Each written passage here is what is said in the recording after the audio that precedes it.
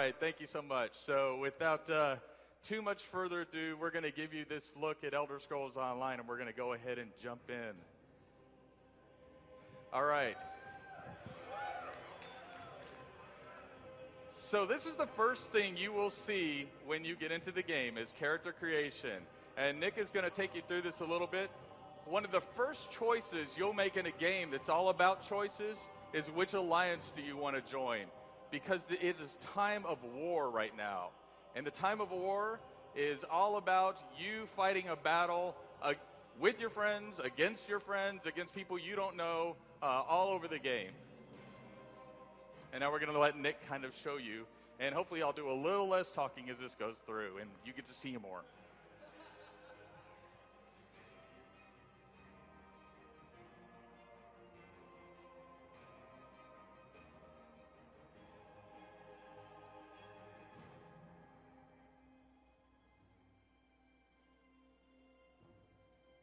All right. So Nick's going to take a character that's not brand new. We're going to take you into a different area.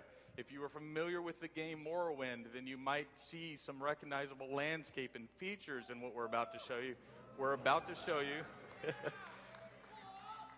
And it's an area called Deshaun. So were there a lot of people that played Morrowind, I take it? All right. So, kind of the story of the alliance that's taking place here that we'll see shortly is that these alliances we have the Nords, we have the Dark Elves of the Dunmer, and we have the Argonians. And there's a lot of people who want to know, well, why are these people allied? Why would they be allied? Well, naturally they wouldn't, because they used to be natural enemies. But after such a time of war like this, or where they had it, so many invasions come into it, they were just like, okay, we're done with this. We can't stand it. We're not going to put up with it. And so they decided to form an alliance. And so you're coming into that alliance right here.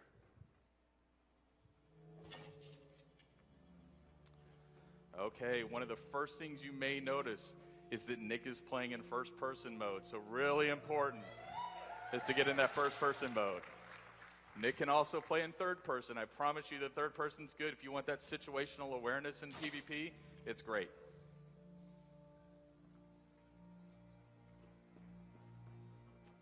Now you might also notice how smooth Nick's controls seem. Not only is Nick good, but we have mouse look always on. These are controls like, I don't know, has anybody here ever played an FPS? Do you know what that is?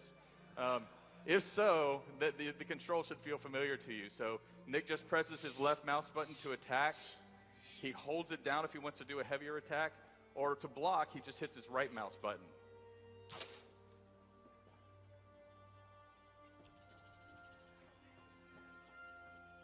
Now, Nick is also looking around the world. If you notice in the top center, Nick has a compass. And that compass gives him what we call points of interest, right? And what that is, if you see that he's looking at a waste right now, he can turn around and he can look at different things. We want this to be a game of exploration, a game where you can play any way you want to play. If you see something over in the horizon that you want to go do, you should go do that.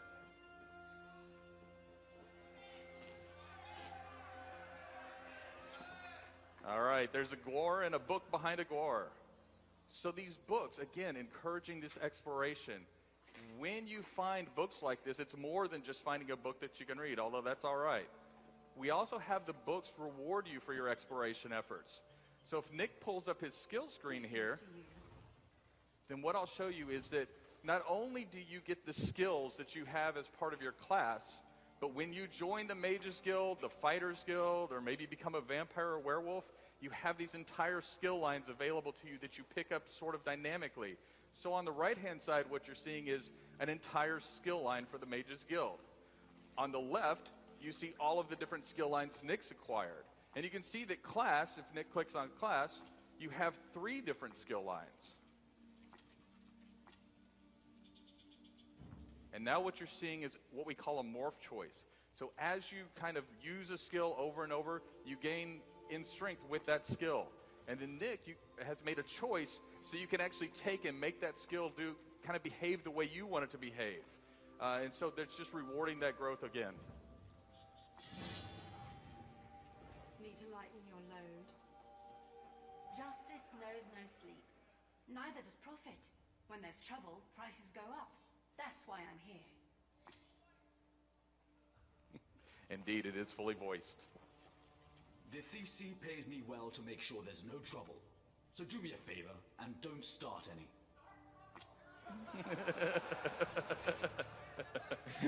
All right, it is indeed time for Nick to start trouble.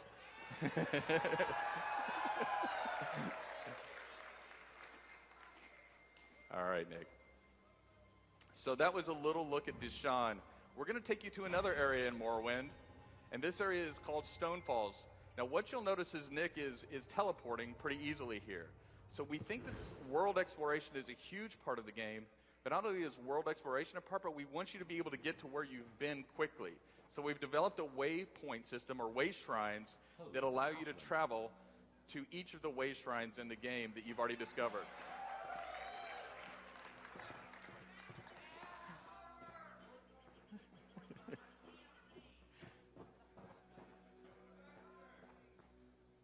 All right, Nick's about to start some trouble. Okay, Nick's pretty high level. Did you notice that Nick just crouched and he became hidden? So that uses his stamina when he's crouched like that. And he gets a sneak shot in.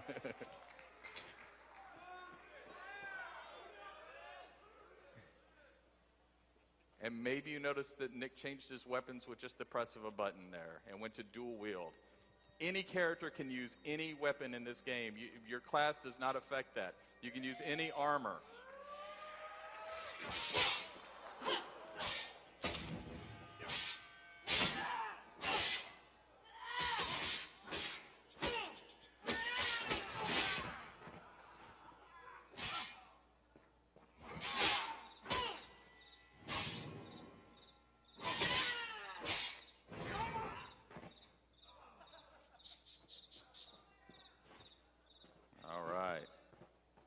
Let's see if Nick can find anything else new and interesting.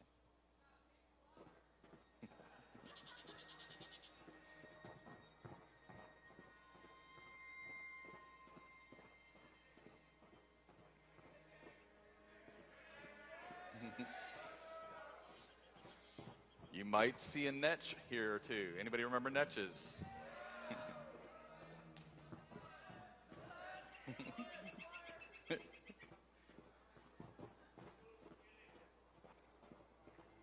There will be plenty of killing later. We talked about discovery being a part of the game. When you discover new things, you get experience for that. You raise in power for your character.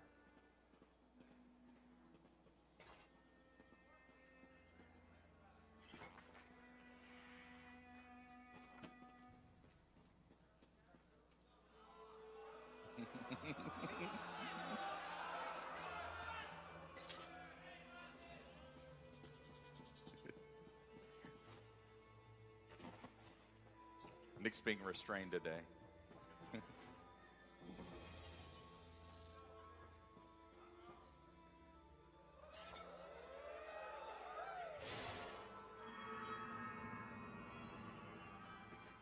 All right, and that's what we call a Mundus stone. So again, looking around the world, you'll find lots of different things. And in this case, he found something that'll give him a power that he'll keep for a long time. But you know, this game is called Elder Scrolls Online for a reason, and that's because you get to play with other people. So Nick's going to use something that we call looking for group. You might be familiar with something like this. And he's decided he wants to play with other people. And so he's going to try to find a group who's interested in doing the same thing he's going to want to do, which he wants to play a dungeon today called Fungal Grotto, which is an early level dungeon. So we'll see if he can find other people. Strangely enough, he did find other people. And here we are. Now, we talked about, as well, being able to travel to places you've already been. But what if you just want to get into the game really quickly and meet your group mates? Well, you can travel to one of your group mates or to a safe location near your group mates. And so here, Nick is traveled to a way shrine, which is the safest location near one of his group members. Because if you traveled right to them, they might be in a... stranger. Indeed. A troubling situation that they couldn't get out of. So I want to put you in a safe spot.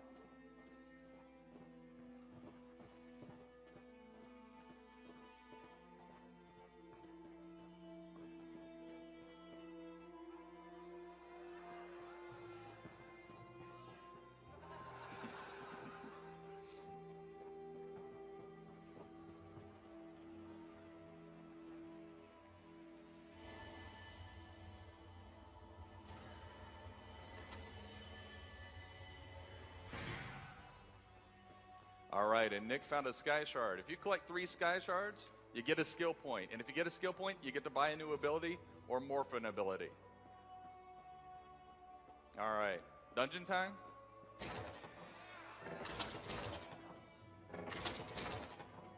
Okay, so in order for this to go a little quicker, I'm going to give you a little bit of the story here, which is there is a person in this dungeon who requests that your group help her to get to a certain location in the dungeon, but she's blocked by goblins and by what we call dreg. And so she suggested that there might be a way to kill goblins and recruit them to help you get to that location.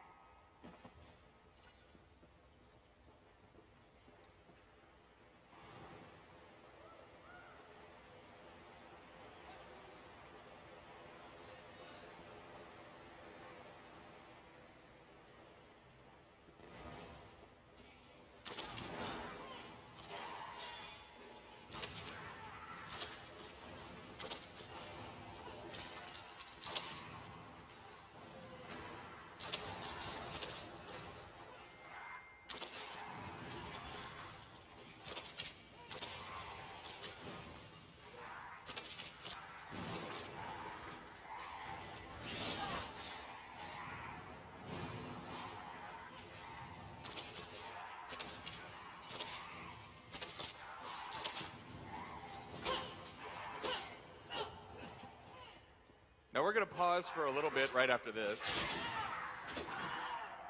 So what you may have noticed is that we want you to fight multiple creatures. We don't just want you fighting one creature in a dungeon. And that's why we've introduced what we call pack behavior, or monsters which will kind of wait in the wings to attack you versus all attacking at once. Now if you play all Leroy Jenkins style, and then you'll have a ton of monsters come in after you. But here you can see that if you control yourselves, you'll have a really good fight that you can manage, and it's a lot of fun to see these monsters come in after you. All right.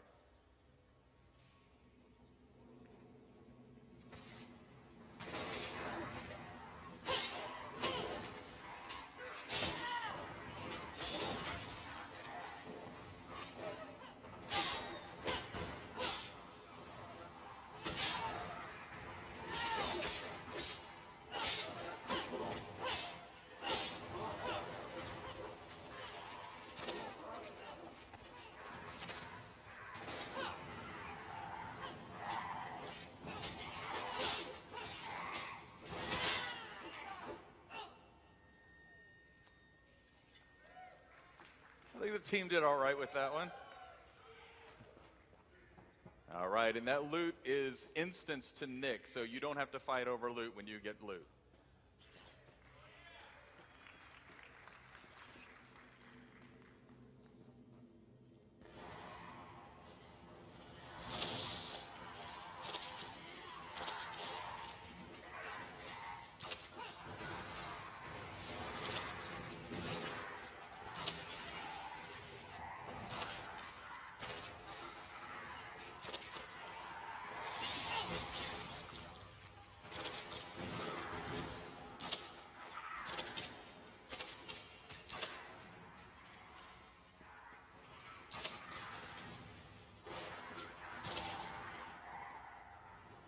There we go.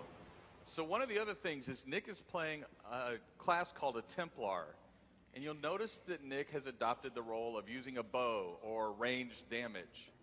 And the whole thing here is that Nick can change his role in an instant with a weapon switch and go to close damage. But the idea is that, again, those classes are just the starting point. They're not the ending point. You play the role you want to play.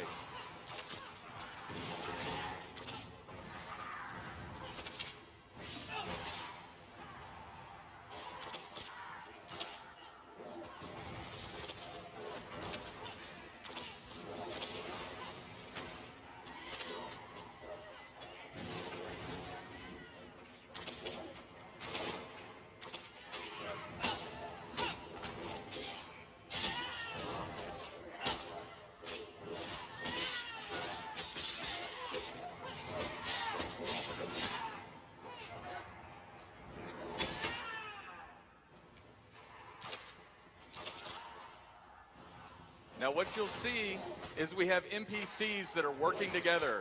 We have healers in the background healing themselves. So these monsters really work together. If you see blue oil get spilled on the ground, that's an NPC spilling that blue oil. Another NPC can come up and light that on fire.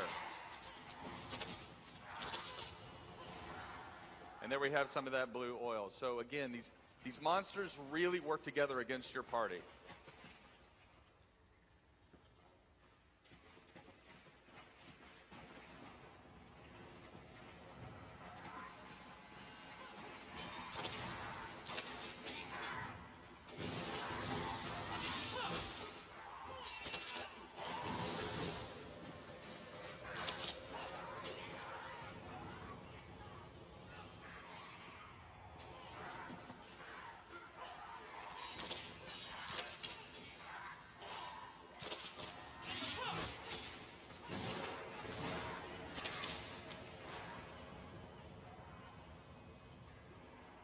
Okay, so you saw we have a very clean interface. You'll notice what that monster did to Nick, the Goblin King, is it put an ability on him that Nick had to run away from his teammates, otherwise he would explode, and if he explodes, then it hurts his teammates as much.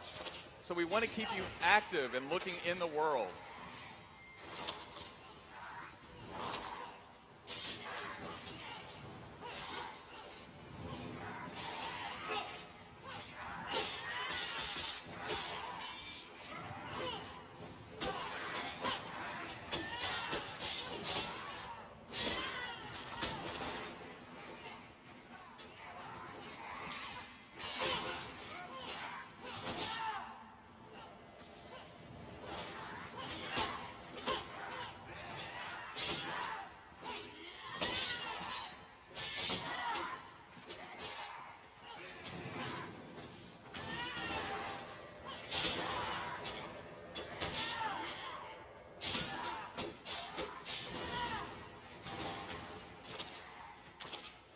Got a healer down.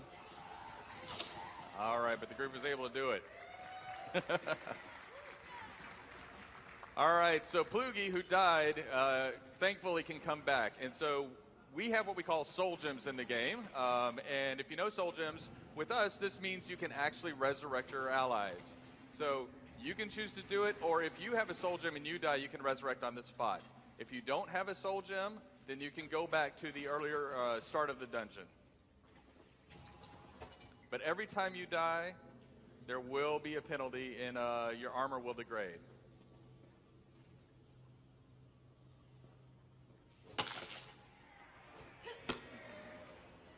All right. And now you can see the goblins are working with the group because you killed their king. All right. Goblins are pretty easy to win over like that.